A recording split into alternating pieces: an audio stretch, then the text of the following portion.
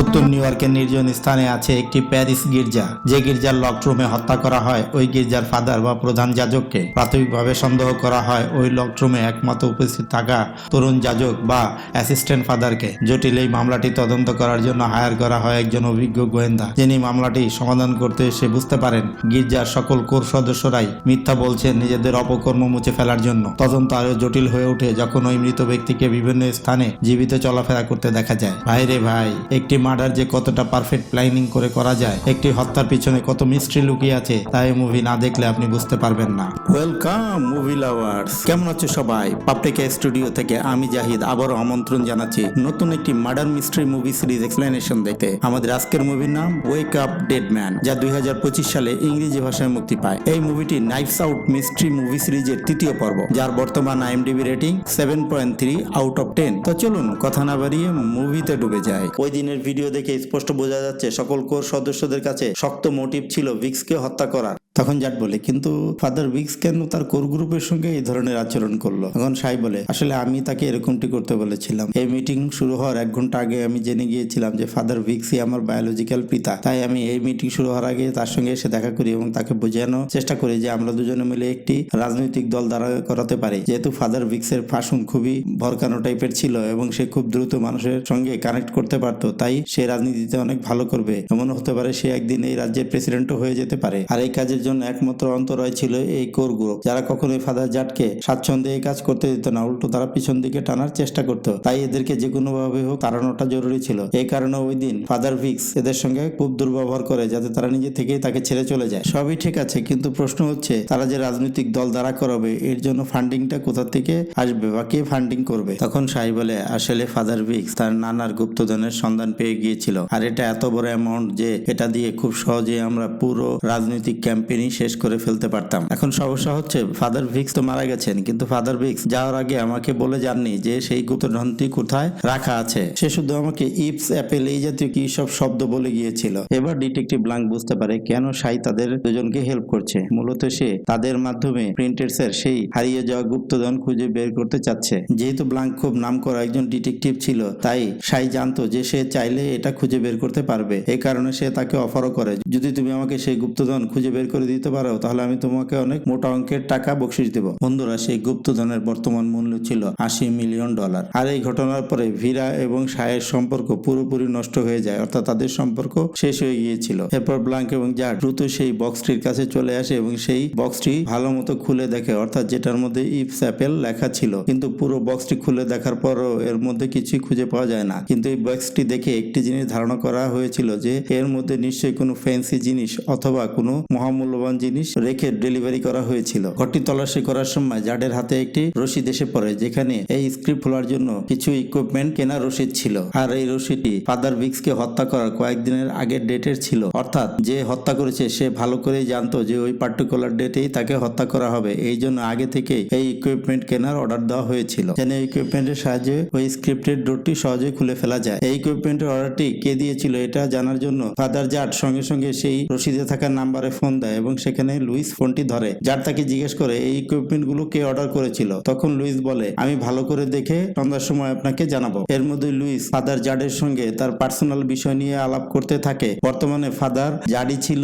এই চার্চের ভারপ্রাপ্ত প্রধান প্রিস্ট বা ফাদার। সে ফোনের মধ্যে লুইসকে বিভিন্নভাবে কাউন্সিলিং করতে থাকে। টেলিফোনে কথা শেষ হলে ফাদার জাড ব্লাঙ্ককে বলে, আমি এই কেস নিয়ে আর কোনো তদন্ত করতে ইচ্ছুক নই, কারণ আমার কাজ কেস বা কোনো মামলা তদন্ত করা নয়। আমার কাজ হচ্ছে আমার চার্চে আসা ভক্তদের সাহায্য করা। ডিটেকটিভ ব্লাঙ্ক তাকে অনেকভাবে আটকানোর চেষ্টা করে, কিন্তু ফাদার জাট কোনো কথা না শুনে সেখান থেকে দ্রুত চলে যায়। এই সময় পুলিশের চিফ জেরাডিন সেখানে চলে আসে। তখন জেরাডিন বলে, আমাদেরকে এই মামলাটি খুব দ্রুতই ক্লোজ করে দিতে হবে, আর আমাদের কাছে আমাদের প্রাইম সাসপেক্ট তো রয়েছে, কারণ ফাদার জাডি হচ্ছে প্রাইম সাসপেক্ট। যেহেতু সেই লকডাউনে একমাত্র সেই তখন উপস্থিত ছিল, আর আমার মনে হয় সেই ফাদার ভিক্সকে হত্যা করেছে। সেখান থেকে বেরিয়ে ফাদার জাট সোজা সেই স্ক্রিপ্টের কাছে চলে আসে এবং হঠাৎ করে সে বিস্ময়ের দৃষ্টিতে দৃষ্টিতে সেখানে তাকিয়ে থাকে, কারণ স্ক্রিপ্টের দরজাটি তখন অটোমেটিক খুলে যায় এবং তার ভিতর থেকে ফাদার ভিক্স বেরিয়ে আসে জীবিত অবস্থায়। আর এই দৃশ্য দেখে ফাদার জাট কোনোভাবে তার নিজের উপরে বিশ্বাস রাখতে পারছিল না। এই সময় জঙ্গলের ভিতর থেকে এক ব্যক্তি লণ্ঠন হাতে বেরিয়ে আসে। এই সময় ফাদার ভিক্স দৌড়ে সেই জঙ্গলের ভিতরে ঢুকে গেলে সেই লণ্ঠন হাতে থাকা ব্যক্তিও সেই জঙ্গলের ভিতরে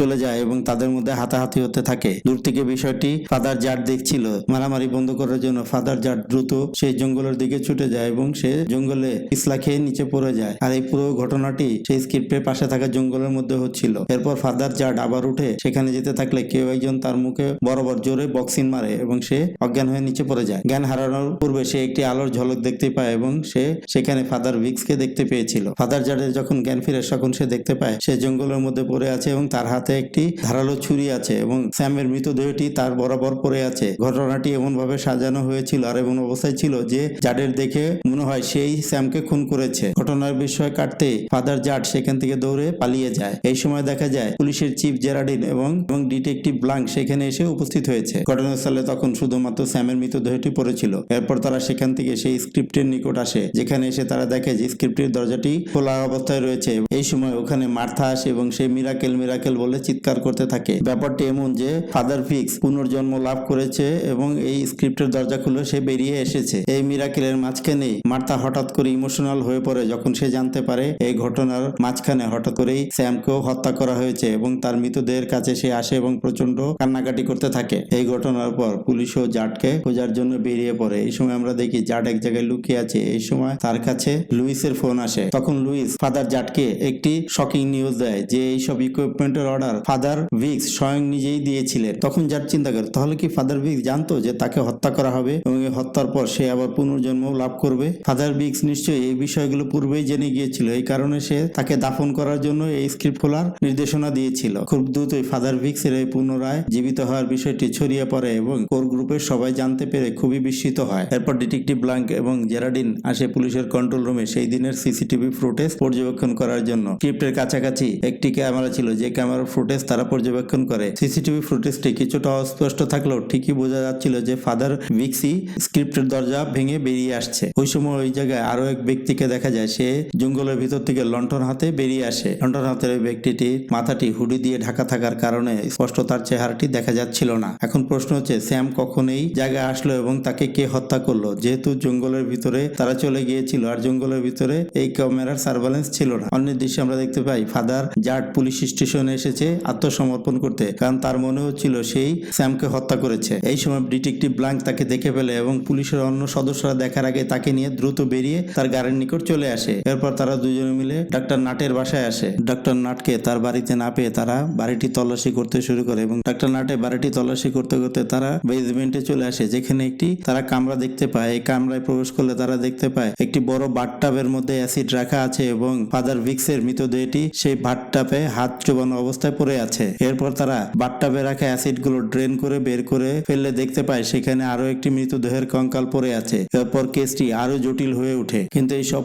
কিছু পর্যবেক্ষণ করে ডিটেকটিভ ব্লাঙ্ক ঠিকই বুঝে গিয়েছিল প্রকৃত খুনিকে। এই সময় সে ঘটনাস্থলে একটি ওষুধের শিশি খুঁজে পায় যেটার ওভারডোজের কারণে মানুষের মৃত্যু পর্যন্ত হতে পারে। এই দৃশ্যে আমরা দেখতে পাই ডিটেকটিভ ব্লাঙ্ক, ফাদার জাট, পুলিশের চিফ জেরাডিন এবং সকল কোর সদস্যরা মার্থা সহ এসে চার্চের সেই বলরুমে উপস্থিত হয়েছে। এখানে উল্লেখ করা প্রয়োজন যে সকল কোর সদস্যরা উপস্থিত থাকলেও ডাক্তার নাট সেখানে উপস্থিত ছিল না। প্রকৃতপক্ষে ডিটেকটিভ ব্লাঙ্ক আজকে এই গুপ্ত হত্যার রহস্য সকলের মাঝে প্রকাশ করতে যাচ্ছিলেন। বন্ধুরা আসো এবার এই মৃত্যু রহস্য উদ্ঘাটন করা যাক। প্রকৃতপক্ষে সেদিন কি হয়েছিল? সেই দিন যখন ফাদার জাট সেই লক রুমে প্রবেশ করে মদ্যপানের জন্য, তখন সে ফ্লাক্স থেকে কিছুটা মদ্যপান করে। এরপর সে সেখানে পড়ে যায়। প্রকৃতপক্ষে তখন তাকে খুন করা হয়নি, সে তখন শুধুমাত্র অজ্ঞান হয়ে গিয়েছিল। ফাদার ভিক্স ড্রিঙ্কস করার পূর্বে তার ফ্লাক্সে কেউ অতিমাত্রায় সেডেটিভ মিশিয়ে দিয়েছিল, যার ফলে সেটা সে পান করে ওই সময় অজ্ঞান হয়ে পড়ে যায়। শব্দ পেয়ে যখন ফাদার জাট সেখানে প্রবেশ করে তখন সে দেখে ফাদার ভিক্স উপর হয়ে পড়ে আছে এবং তার পিঠ থেকে রক্ত বের হচ্ছে। প্রকৃতপক্ষে সেটা ফাদার ভিক্স এর রক্ত ছিলই না, আসলে পূর্বে কেউ তার শরীরে একটি ডিভাইস সেট করে দিয়েছিল যেটা পরে রেডিও লিঙ্কের মাধ্যমে অন করে দেওয়া হয় এবং তার মাধ্যমে সেখান থেকে রক্তপাত হয়ে থাকে, যেটা ছিল কৃত্রিম রক্ত। ডিভাইসটি এমন ভাবে সেট করা হয়েছিল যাতে করে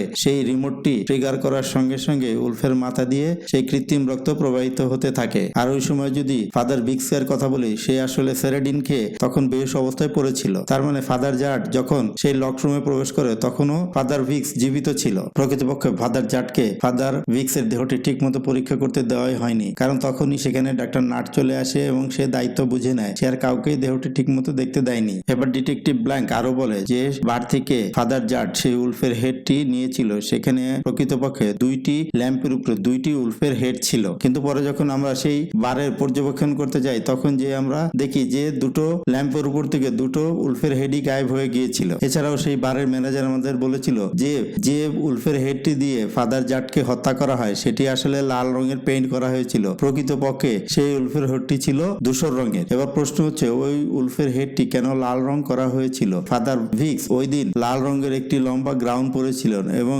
যেহেতু ওই উলফের হেডটি গ্রাউন্ডের মধ্যে সেট করতে হবে তাই সেটিকে লাল রং করা হয়েছিল, যাতে পূর্ব থেকে ওটি সেলাই করে সেটির মধ্যে লাগিয়ে দেওয়া যায় এবং সেটি মানুষের নজরে না আসে। এখন আপনারা নিশ্চয়ই বুঝতে পারছেন সেই উলফের হেডটি কিভাবে গ্রাউন্ডের মধ্যে সেট করা হয়েছিল এবং কিভাবে রেডিও সিগন্যাল দিয়ে সেই উলফের হেড থেকে রক্ত প্রবাহিত করা হয়েছিল, আর কিভাবে বা ফাদার ভিক্সকে অজ্ঞান করা হয়েছিল। এবার আমরা দেখি খুনটি কিভাবে বাস্তবায়ন করা হলো। ডাক্তার নাট যখন সেই লক রুমের দায়িত্ব নেয় তখন সে কৌশলে সব সদস্যদের সেখান থেকে সরিয়ে দেয়। এরপর সে প্রথমে সেই গ্রাউন্ড থেকে উলফের হেডটি টেনে তুলে, আর উলফের হেডটি থ্রেড দিয়ে লাগানো ছিল, এই কারণে কিছু থ্রেড সিটকে সেই লক রুমে পড়ে যায়, যা পরবর্তীতে পুলিশের কর্মকর্তারা সেখান থেকে উদ্ধার করেছিল। এরপর সে ছুরি দিয়ে ফাদার ভিক্সকে হত্যা করে এবং সেই ছুরির মাথায় উলফের হেডটি লাগিয়ে দেয়। এই কারণে যখন ভিডিও ফুটেজ দুটি কম্পেয়ার করা হচ্ছিল তখন দেখা গিয়েছিল যে ভিডিওতে রেকর্ডিং এর যে ডিস্টারবেন্স ছিল সেই সময় এবং ফাদার ভিক্সের অজ্ঞান হয়ে পড়ে যাওয়ার সময়ের কিছুটা পরে হয়েছিল, কারণ ট্রিগার করে ছুরি দিয়ে আঘাত করা হয়নি, শুধুমাত্র সেই উলফের হেড থেকে নকল রক্ত প্রবাহিত করা হয়েছিল। ফাদার ভিক্সকে হত্যা করার পর ডাক্তার নাট সেই ফ্লাক্সটি খুঁজে বের করার চেষ্টা করে, কারণ সেটি সরিয়ে ফেলা প্রয়োজন ছিল যেহেতু সেটার মধ্যে নেশালো পদার্থ মেশানো হয়েছিল আর সেটা খুব সহজেই ফরেনসিক টেস্টে ধরা পড়ে যেত। কিন্তু ফাদার জাট সেটা অনেক আগেই সেখান থেকে লুকিয়ে ফেলেছিল, যার কারণে সেটা তৎক্ষণাৎ ডাক্তার নাট খুঁজে পায়নি। লক রুমের মধ্যে সেই ফ্লাক্সটি খুঁজে না পেলেও পরবর্তীতে ফাদার জাটের রুম থেকে সেটিকে চুরি করা হয়, কারণ এটি একটি প্রমাণ ছিল যার মাধ্যমে খুব সহজেই এই খুনের রহস্য বের করে ফেলা যেত। আর এইভাবে ডিটেকটিভ ব্ল্যাঙ্ক এই জটিল এবং অসম্ভব খুনটি কিভাবে করা হয়েছিল এবং কেন করা হয়েছিল এবং কে করেছিল তা সকলের মাঝে প্রকাশ করে দেয়। প্রকৃতপক্ষে ডাক্তার নাটি ছিল ফাদার ভিক্সের খুনি। এই সময় চিফ জেরাটিন প্রশ্ন করে, যদি ডাক্তার নাটি ফাদার ভিক্সের খুনি হয়ে থাকে তাহলে সে এখন কোথায় আছে, তাকে কেন দেখা যাচ্ছে না, আর কোন মোটিভেই বা সে ফাদার ভিক্সকে খুন করেছে, আর খুন করার পর ফাদার ভিক্স আবার কিভাবে জীবন ফিরে পেল, আবার জীবন ফিরে পাওয়ার পর সে কিভাবে পুনরায় মৃত্যুবরণ করলো, আর স্যামকেই বা কে হত্যা করলো। এত প্রশ্ন একসঙ্গে শুনে ডিটেকটিভ ব্ল্যাঙ্ক বলে, আসলে আমার এই প্রশ্নগুলোর কোনো উত্তর জানা নেই। আসলে বন্ধুরা তার সব উত্তরই জানা ছিল। সে আসলে এই খুনের যে মাস্টার মাইন্ড তার মুখ দিয়ে সবকিছু প্রকাশ করতে চাচ্ছিল, এই কারণে সে বলছিল তার এগুলোর উত্তর জানা নেই। এবং ডিটেকটিভ ব্ল্যাঙ্ক এই কথাগুলো বলার সময় মার্থার দিকে তাকিয়েছিল, আর এই সবকিছু সাই তখন তার মোবাইলে রেকর্ডিং করছিল। সবকিছু জানার পর সাই অনেকটা খুশি ছিল, কারণ এই পুরো বিষয়টি কেন্দ্র করে তার পলিটিক্যাল ক্যাম্পিং এ অনেক কাজে লাগানো যাবে। রাইটার লিও খুশি ছিল, কারণ এই খুনের রহস্য তার লেখার জন্য একটি স্ট্রং প্লট ছিল। হত্যাকাণ্ডের এই রহস্য জানতে পেরে সকল কোর সদস্যদের মধ্যে আলাদা আলাদা রিয়াকশন দেখা যাচ্ছিল। এরপর সকল কোর সদস্যরাই সেই হল রুম ত্যাগ করে সেখান থেকে আস্তে আস্তে বেরিয়ে চলে যায়। সকল কোর সদস্যরা সেই হল রুম ত্যাগ করে চলে যাওয়ার পর মার্থাকে দেখা যায় সে আস্তে আস্তে ডিটেকটিভ ব্ল্যাঙ্কের দিকে এগিয়ে আসে। এরপর মার্থা বলে, এই পুরো খুনের প্ল্যানটি আমি নিজে করেছি। আসলে বিষয়টি ডিটেকটিভ ব্ল্যাঙ্ক আগে থেকে জানতো, সে শুধুমাত্র মার্থার মুখ থেকে তার স্বীকারোক্তি শুনতে চেয়েছিল। এরপর মার্থা পুরো বিষয়টি খুলে বলে যে সে কিভাবে এই প্ল্যানটি করে এবং কিভাবে এই খুনটি বাস্তবায়ন করে। তখন সেখানে পুলিশের চিফ জেরাডিন এবং ফাদার জাডো উপস্থিত ছিল। এই ঘটনার সূত্রপাত হয় যখন প্রিন্টেস জীবিত ছিল। প্রিন্টেস চাচ্ছিল না তার বিষয় সম্পত্তির এক কানা করিও সে তার মেয়ে গ্রেসকে দিবে, কারণ প্রিন্টেস খুব ভালোভাবেই জানতো যে তার মৃত্যুর পর গ্রেস আবার তার বেপরোয়া জীবনযাপন শুরু করবে। আর এই কারণে প্রিন্টেস একটি প্ল্যান করে, সে তার সমস্ত সয় সম্পত্তি একত্র করে এবং সেগুলো বিক্রয় করে একটি ডায়মন্ড ক্রয় করে। এই ডায়মন্ডটি যে কোম্পানি থেকে ক্রয় করা হয় তারা একটি বক্সে করে এই ডায়মন্ডটি ডেলিভারি করেছিল, অর্থাৎ ওই ইপস অ্যাপেল লেখা সেই বক্সটিতে করে। এই কারণে যখন ব্ল্যাঙ্ক ব্যাগস পরীক্ষা করে তখন সে বুঝতে পেরেছিল যে এই বক্সের মধ্যেই এই ডায়মন্ডটি ছিল, আর এই ডায়মন্ডটি হচ্ছে সেই হারিয়ে যাওয়া গুপ্তধন বা সম্পদ। আর এই ডায়মন্ডটি যখন প্রিন্টেসের হাতে আসে তখন প্রিন্টেস শেষ মুহূর্তে চিন্তা করে ডায়মন্ডটি খেয়ে ফেলে এবং এই ডায়মন্ড খাওয়ার কারণে তার মৃত্যু হয়। প্রিন্টেস ডায়মন্ডটি খেয়ে ফেলার কারণ হচ্ছে সে চাচ্ছিল না এই সম্পত্তি কারো হাতে পড়ুক। আর প্রিন্টেস এই ডায়মন্ড খেয়ে ফেলার বিষয়টি মার্থার সামনে করে। আসলে মার্থা খুবই ধার্মিক একটা মেয়ে ছিল এবং সে প্রিন্টেসের প্রতি খুবই বিশ্বস্ত ছিল। এই কারণে সে মনে মনে সিদ্ধান্ত নেয় এই বিষয়টি সে কাউকে বলবে না। অন্যদিকে গ্রেস যখন জানতে পারে তার নামে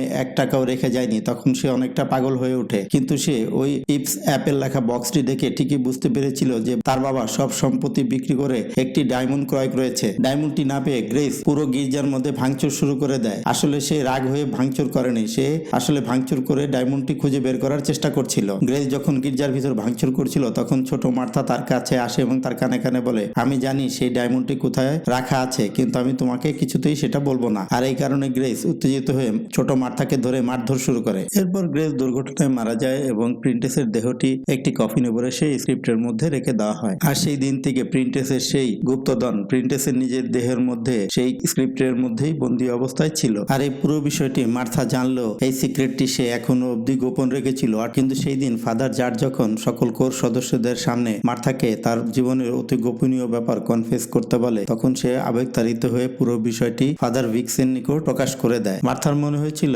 ফাদার ভিক্স একটু উগ্র মেজাজের হলো সেও একজন প্রকৃত ধর্মযাজক। ডায়মন্ডের বিষয়টি জানতে পেরে ফাদার ভিক্সের মধ্যে লালসা কাজ করে এবং সে সিদ্ধান্ত নেয় সে স্ক্রিপ্টের দরজা খুলে সেই ডায়মন্ডটি বের করে নিবে। আর এই কারণে ফাদার ভিক্স ওই স্ক্রিপ্ট খোলার যন্ত্রপাতির অর্ডার দিয়েছিল। দেখা যায় তো প্রিন্সেসের সংখ্যাই সঠিক ছিল, কারণ সম্পত্তির পরিমাণ এত ছিল যে এটি পাবার জন্য যে কারো ইমান নষ্ট হয়ে যেতে পারত। অন্যদিকে যেহেতু মার্থা এইসব লোভ লালসার ঊর্ধ্বে ছিল, তাই সে ডিসিশন নেয় সে ফাদার ভিক্সকে হত্যা করবে এবং সে প্রথমে সেই ডায়মন্ড নিজেই চুরি করে নেবে এবং সেটাকে চিরদিনের জন্য ধ্বংস করে দিবে বা এমন কোথাও ফেলে দিবে যাতে পরবর্তীতে আর কেউ এই ডায়মন্ড খুঁজে না পায়। মার্থা এমন একটি প্ল্যান করে যাতে ফাদার ভিক্সের মৃত্যুটি একটি ধর্মীয় জীবন উৎসর্গ বলে মনে হয় এবং এই কেসটি কেউ সলভ করতে না পারে। আর এই হত্যার প্ল্যানটি বাস্তবায়নের জন্য সে ডাক্তার নাটের সাহায্য নেয়। এরপর সে ফাদার ভিক্সকে সেই লাল রঙের গ্রাউন্ডটি পরিধান করায় যেটির মধ্যে আগে থেকে সেই উল ফেডটি সেলাই করা ছিল। এরপর মার্টারটি কিভাবে বাস্তবায়ন করা হয় তা তো আমরা ইতিমধ্যে দেখেই ফেলেছি। ফাদার ভিক্সকে হত্যা করার পর তার লাশটি যখন কফিনের মধ্যে রেখে স্ক্রিপ্টে রাখা হয় তখন তার লাশের পরিবর্তে সেখানে স্যামকে ঢুকিয়ে দেওয়া হয়। আর আপনারা তো জানেনই স্যাম মার্থার জন্য যে কোনো কাজ করতে রাজি ছিল। কফিনে ঢুকানোর পূর্বে স্যামকে ফাদার ভিক্সের মতো লুক দেওয়া হয় মেকআপ করে এবং তাকে ফাদার ভিক্সের পোশাক পরিয়ে দেওয়া হয়। প্ল্যানটা এমন ভাবে করা হয়েছিল যে স্যাম মাঝরাতে সেই কফিন থেকে বের হবে, এরপর সে ডায়মন্ডটি সেখান থেকে নিয়ে স্ক্রিপ্টের সেই নির্ধারিত স্থানে পুশ করে দরজাটি খুলে বের হয়ে আসবে। মার্থার আগে থেকে জানা ছিল যে স্ক্রিপ্টের বাইরে একটি সিসিটিভি ক্যামেরা লাগানো আছে আর ওই ক্যামেরার ধারণকৃত ছবি কিছুটা ঘোলাটে দেখা যায়। প্ল্যান অনুযায়ী স্যাম ফাদার ভিক্সের লুক নিয়ে সেই স্ক্রিপ্টের দরজা ভেঙে বেরিয়ে আসবে এবং এই ফুটেজটি ক্যামেরায় ধারণ হবে। আর এই ফুটেজ দেখে সবাই ধারণা করবে যে ফাদার ভিক্স পুনর্জন্ম লাভ করেছে। অন্যদিকে কালো হুডি সহ পোশাক পরে কেউ জঙ্গল থেকে বেরিয়ে আসবে এবং তার হাতে একটি লণ্ঠন থাকবে। ক্যামেরার ছবি দেখে মনে হবে কালো লণ্ঠন হাতে ওই ব্যক্তিটি স্যাম। আর পরের দিন স্যাম সবাইকে সাক্ষী দিবে যে সে ফাদার ভিক্সকে জীবিত হতে দেখেছে। প্রকৃতপক্ষে সেই কালো পোশাক পরা ব্যক্তিটি ছিল ডাক্তার নাট। আর এইখানেই মার্থার প্ল্যানটি কিছুটা ভুল হয়ে যায়। ডাক্তার নাট এই মহামূল্যবান ডায়মন্ড দেখে নিজেকে আর সংবরণ করতে পারে না, সে লোভের মধ্যে পড়ে যায়। সে চিন্তা করে মার্থাতে এই ডায়মন্ডটি নষ্টই করে ফেলবে, তাহলে কেন না আমি এটা আমার নিজের কাছেই রেখে দিই। ডাক্তার নাট চিন্তা করলে এই ডায়মন্ডটি বিক্রি করলে আমি অনেক ধনী হয়ে যাব, আর আমি যখন ধনী হয়ে যাব তখন এমন হতে পারে আমার ওয়াইফ আবার আমার কাছে ফেরত চলে আসতে পারে। ডাক্তার নাট স্যামের নিকট ডায়মন্ডটি চাইলেও সে কিছুতেই সেই ডায়মন্ডটি তাকে দিতে চাচ্ছিল না। এই কারণে তাদের মধ্যে কিছুটা হাতাহাতি হয় এবং এক পর্যায়ে ডাক্তার নাট স্যামকে হত্যা করে ফেলে। ডাক্তার নাটের সবকিছু ঠিক মতোই চলছিল, কিন্তু এর মধ্যে হঠাৎ করে ফাদার জার্জ সেখানে চলে আসতেই তার সমস্ত প্ল্যান ভেস্তে যায়। এই কারণে সে পাঞ্চ করে ফাদার জার্জকে অজ্ঞান করে ফেলে এবং এমন একটা পরিস্থিতি তৈরি করে বা দৃশ্য সাজায় যেন দেখে মনে হয় ফাদার জার্জই স্যামকে হত্যা করেছে। মার্থা যখন জানতে পারে স্যামকে হত্যা করা হয়েছে তখন সে বুঝতে পারে ডাক্তার নাট তার সঙ্গে বেইমানি করেছে। আর ধোঁকা দেওয়ার একটি কারণ ছিল ওই ডায়মন্ড, যেটি মানুষকে মানুষ থেকে অমানুষ বানিয়ে ফেলে। এরপর মার্থা সেখান থেকে সোজা ডাক্তার নাটের বাড়িতে চলে আসে আর ডাক্তার নাট এমন একটি ভাব করতে থাকে যে সে কিছুই জানে না। এরপর ডাক্তার নাট মার্থাকে কফি অফার করে এবং সেই কফিতে সেডেটিভ অতিমাত্রায় মিশ্রণ করে দেয় যাতে করে সেটা পান করে মার্থা ঘটনাস্থলেই মারা যায়। কিন্তু মার্থা ছিল খুবই বুদ্ধিমতী, সে কৌশলে কাপ দুটি অদল বদল করে নেয় এবং সেই বিষাক্ত কফি পান করে ডাক্তার নাট সেখানেই মারা যায়। এরপর মার্থা বেসমেন্টের সেই কক্ষটিতে চলে আসে যেখানে সেই বাথটাব রাখা ছিল। এরপর সেই বাথটাবের মধ্যে অ্যাসিড ঢেলে নাটের শরীরটি পুরোপুরি জ্বালিয়ে দেয়। মার্থা যে শুধুমাত্র ডাক্তার নাটের দেহটি অ্যাসিড দিয়ে জ্বালিয়ে দেয় তা নয়, সে ফাদার ভিক্সের হাত দুটিও সেই অ্যাসিডের পাত্রের মধ্যে চুবিয়ে রাখে। আর এইভাবে মার্থা তার পুরো প্ল্যানটি সমাধান করে। এইভাবে সকল স্বীকারোক্তি দেওয়া সম্পূর্ণ হলে মার্থা মাটিতে লুটিয়ে পড়ে। মার্থা তার অপরাধের স্বীকারোক্তি দেওয়ার পূর্বেই সেই সেডেটিভ বিষ কিছুটা পান করে নিয়েছিল। সে বুঝতে পেরেছিল সে অনেক বড় পাপ করে ফেলেছে, এই কারণে সে ঈশ্বরের কাছে ক্ষমা প্রার্থনা করে। এভাবেই একসময় মার্থা মৃত্যুর কোলে ঢলিয়ে পড়ে এবং তার হাত থেকে সেই মহামূল্যবান ডায়মন্ডটি নিচে পড়ে যায়। দৃশ্যটি এখানেই কাট হয়ে যায় এবং ঠিক 1 বছরের পরের দৃশ্য আমাদেরকে দেখানো হয়। গির্জাটি দীর্ঘদিন বন্ধ থাকেও বর্তমানে আবার পুনরায় এটি চালু হয়েছে এবং ফাদার জাটি এটার প্রধান হিসেবে পরিচালনা করবে। অন্যদিকে লি ফাদার ভিক্সের উপরে লেখা বইটি প্রকাশ করেছে এবং এই প্রকাশিত বইটি প্রচুর পরিমাণ কাটতি পেয়েছে। তবে সমস্যা হচ্ছে লি এর বর্তমান ভক্তরা সবাই বয়োজ্যেষ্ঠ। ভীরা তার নতুন করে জীবন শুরু করেছে কিন্তু অন্য একটি শহরে গিয়ে। এদিকে সিমন তার ভাগ্যকে মেনে নিয়েছে, সে বুঝতে পেরেছে সে আর কখনোই কিওর হবে না। এই কারণে সে তার ব্যথাকে জয় করে সে তার সঙ্গীত চর্চা অব্যাহত রেখেছে। এদিকে সে এখনো অবধি ফাদার জাড ও প্লাঙ্কের পিছনে লেগে আছে, কারণ তার ধারণা প্রিন্টেসের সেই হারিয়ে যাওয়া গুপ্তধনের সন্ধান তারা জানে। যেহেতু সাই এই সম্পদের একমাত্র লিগ্যাল ওনার, তাই সে আইনগতভাবে বিষয়টি হ্যান্ডেল করার চেষ্টা করে। সে তার উকিল সহ বারবার ফাদার জাড এবং ব্লাঙ্কের নিকট ধর্ণা দিলেও কিছুই সে উদ্ধার করতে পারে না। ব্ল্যাঙ্ক এবং জাডের কাছ থেকে কোনো তথ্য উদ্ধার করতে না পেরে সে কোর্ট থেকে সার্চ ওয়ারেন্ট এনে গির্জাটি ভালো করে কয়েকবার সার্চ করে, কিন্তু দুর্ভাগ্যজনকভাবে সে সেই ডায়মন্ডটি উদ্ধার করতে সম্পূর্ণরূপে ব্যর্থ হয়। শেষ দৃশ্যে আমরা দেখতে পাই চার্চের মধ্যে ক্রুশ লাগানো সেই ফাঁকা জায়গাটিতে নতুন করে আবারও একটি ক্রুশ লাগানো হয়েছে। আসলে বন্ধুরা, ফাদার জাড সেই ক্রুশের মধ্যে ডায়মন্ডটি লুকিয়ে রেখে ক্রুশটি এমন ভাবে সেট করে দিয়েছে যাতে করে কোনো ব্যক্তির এটা নজরে না আসে। আর এই দৃশ্যের মধ্যে দিয়েই ওয়েক আপ ডেড ম্যান মুভিটি শেষ হয়ে যায়। বন্ধুরা, তোমাদের যদি আজকের পর্বটি পছন্দ হয় তাহলে অবশ্যই আমাকে কমেন্ট বক্সে এসে জানাবে। আমি তোমাদের জন্য বাকি দুটি পর্ব এক্সপ্লেন করার চেষ্টা করব। ততক্ষণ পর্যন্ত তোমাদের কাছ থেকে বিদায় নিচ্ছি। আল্লাহ হাফেজ।